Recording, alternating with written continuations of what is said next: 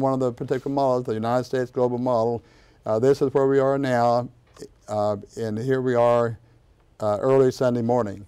Look at those winds, not just in the Keys there, 93 miles per hour in Gainesville, gusts to 83 in Kendall, 60 in Miami, and actually 60 all the way up through Broward County there. Those are the wind gusts, and as we go through in time, they come up.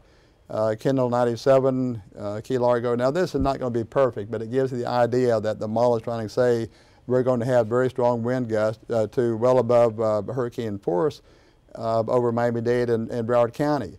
So Sunday is not going to be a good day, and they stay up at least in gust. Now it's not going to be continuous like that, but in those heavy rain bands, these are really high winds in Miami-Dade County and Broward County all day on Sunday, and then finally, you know, by Monday morning, as it moves up to the north, they come down some. Max, we have a chance